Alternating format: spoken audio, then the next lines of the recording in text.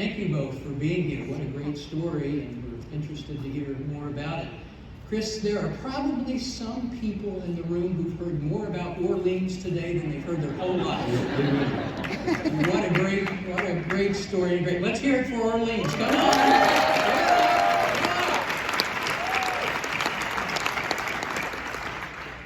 Tell us just a little bit about Orleans. Set the context for us. Well, you can't talk about Orleans without knowing our people.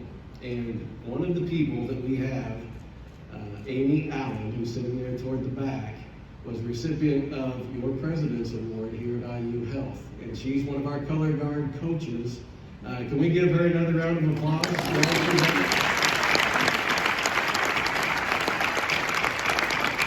It's dangerous when you give a principal a microphone, by the way. The story of Orleans, it's a very small town on Highway 37, probably about an hour and a half south of Indianapolis. And I know in some circles, many people don't understand that anything south of I-70 is not Kentucky. There is actually other counties down that way. But it's a very small community, a lot of great conservative values down that direction as well. Orleans is very creative as far as finding solutions that exist for problems that we have. For instance, we're even though we're a small corporation, we're completely solar powered, something that you may not see everywhere. The therapy program that came along at just the right time. For those of you that have kids of your own or grandkids, you understand that they're growing up in a day and age that's much different than what you or I grew up in. And thanks to social media and technology, it's really caused them a lot of issues. We know this not only just through our experiences and our discussions with them, but also just the data that we've done. We've performed our own pieces of research in the past that have shown us that these things exist. And the family structures, there really is no traditional family structure anymore. And so the problems that exist are real, and we were looking for a solution for a rural area that kind of lacked resources. All right, and we'll talk more about that, but more for the context for IU Health, Stephanie. You're a part of our behavioral health team. This was not your first rodeo in Orleans. There's been a history there. Tell us a little bit about that partnership. Absolutely. So I got to meet Mr. Stevens and got introduced to Orleans Junior Senior High School about 5.5 years ago through a colleague, who I don't know if she's out here or not, but Mindy Lambden, down at IU Health Paoli Hospital. Mindy, a shout out to Mindy.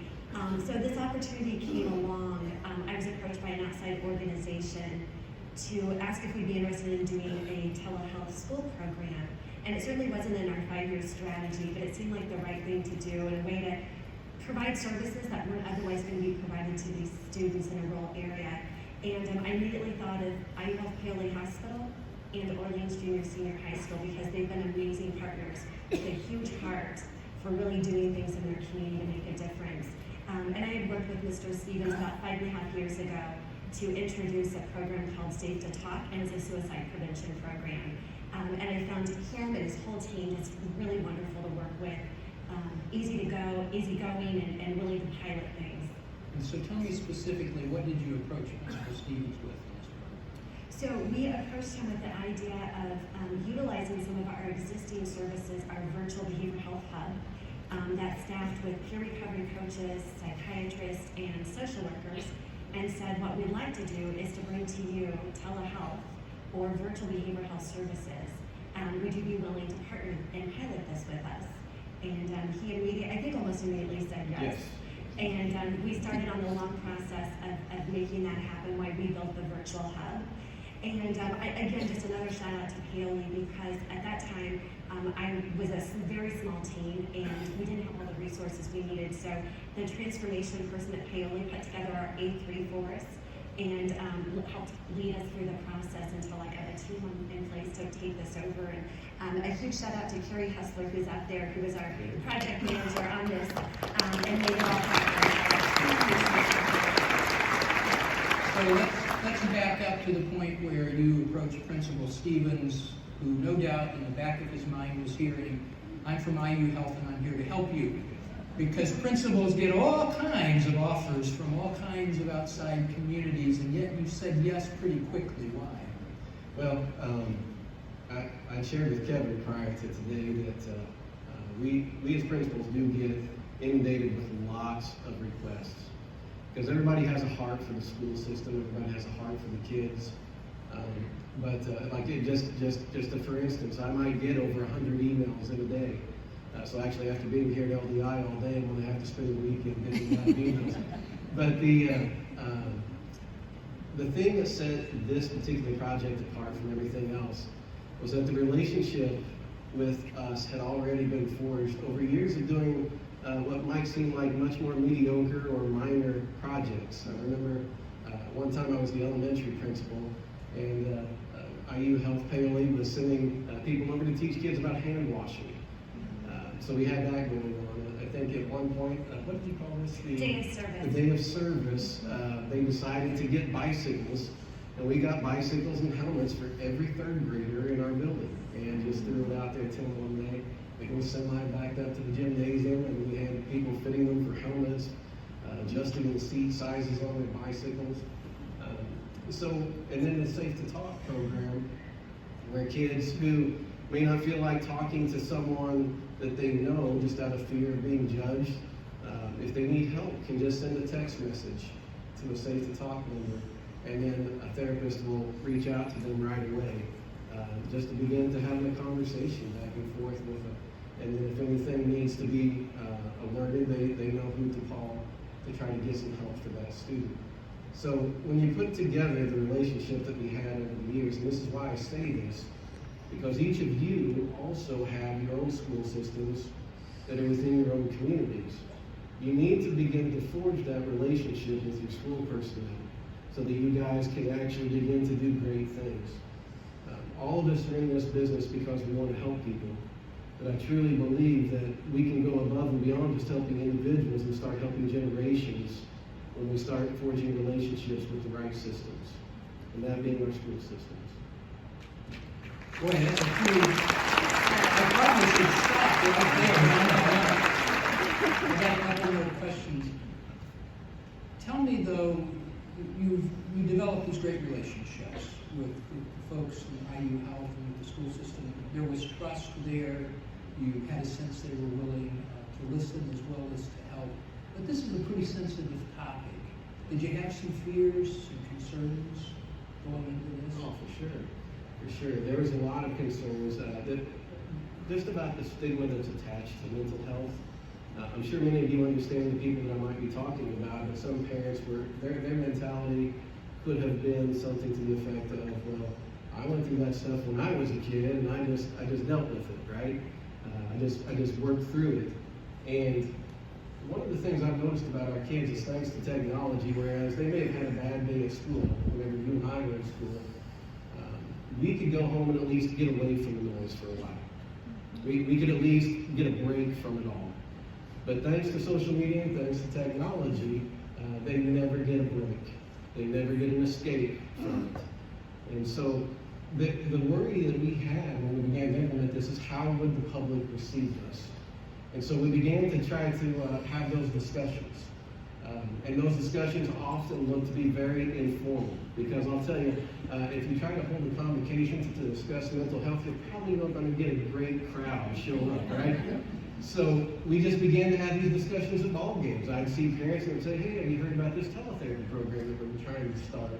And of course, they would always say no. And so you get to have that conversation and explain to them, well, it's going to be an opportunity for kids to get ongoing therapy right here at school. They won't have to miss but maybe 30 minutes of class. Mom and dad won't have to take off work. And oh, by the way, we're securing some partners so that if people can't afford to do this, that they have guaranteed no student will go without services if they're in need of them. And so obviously parents began to talk about this among each other, and that is where it sold our community. And Stephanie, how does IU Health measure success? You said at the beginning, well, it didn't quite fit into what we had planned. Sounds to me like it's coming home to several of the planks of our strategy.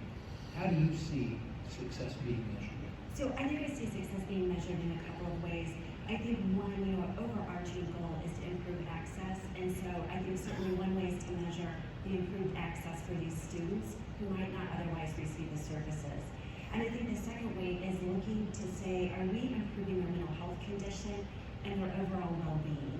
And then measuring that by looking at, did we improve their depression scores? Did we improve their anxiety scores? And then also looking, are they doing better academically? Are they more involved in school? So those are the things that we'll be measuring to demonstrate the success of this program. Wonderful. Same question that I asked Glenn and Thomas. You've got some folks here who are very interested not only in how they can be values-based leaders in their own team inside the walls of wherever they are, but we're all connected to communities. What advice do you have for us about how to build a robust partnership of the sort that we have with you in Orleans? Thank you for the softball, Kevin. I appreciate it. Guys, it really just comes down to relationships. The team that we have in Orleans, and I got to tell you, my guidance counselor, Kristen Mai, has been right there for every step of the way throughout all these meetings. I have 2 secretaries who are there to ensure that all the logistics and the therapy appointments are made, the kids are there when they need to be. Linda Johnson, April Saliba. My assistant principal, Aaron Freed, does a great job of handling other things so that I could be a part of these meetings. And even our school resource officer has been tremendous in making sure that I'm free and able to be a part of this. It really does take some leadership to push the way and make sure that these things get done and that it becomes a priority. I cannot tell you how disheartening it is at times to turn on the news like I did this morning and see yet another school shooting that had occurred in our country. And I know for a fact that there's discussions going on all across the nation about what solutions we need to have. And I, along with all of our administration at Orleans Community Schools, are certified school safety specialists by the state of Indiana. And there's lots of discussions on how we can keep kids safe, all the way from gun control to metal detectors. But one of the things I feel that's lacking in the conversation is how to help these kids before they get to that breaking point. How can we offer them services that are actually going to change them for the good and to be proactively helping the rest of our student body? And so I really feel like this is a decision that you guys can make today. I feel like it's a conversation that you can begin to have with your local principals next week. And that hopefully, because of this pilot project, that we can see services like this expand all across Indiana and truly affect some generations. Stephanie?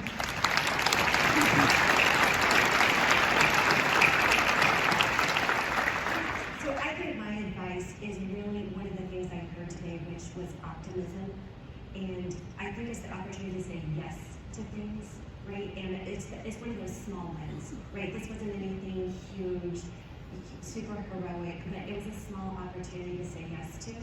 And it was just easy to say, working with our virtual hub team, System Clinical Services, had a conversation with Ian McDaniel. He's like, yes, we can do this. And so I think it's about coming together as a team and saying yes to things. I know I'm not going to be able to recognize everybody. I talked about the A3 support from Haley. Also, the one thing we learned as we were going through this process is we needed to send somebody through a registration training. I had no idea that certain registration training was 4-day training. And we're a pretty small team, and we really didn't have the ability to pull somebody out from that virtual hub for 4 days. So Haley again stepped up to the plate and registered the patients for us. So it's about team, it's about optimism. I think it's about saying yes to things. And I think it's really living our purpose and our passion. Yeah, you both embody the fact that an innovative community, a community that may have some liabilities but has a lot more assets if you look really closely, is willing to partner with people who know what their purpose is, who have that desire to make Indiana a healthier place, and can use something like technology, which can be hurtful, to actually be helpful. It's a wonderful story, and I think you all not only give us some confidence going out here, you give us an example and a pathway, and we thank you both very much for what you're doing.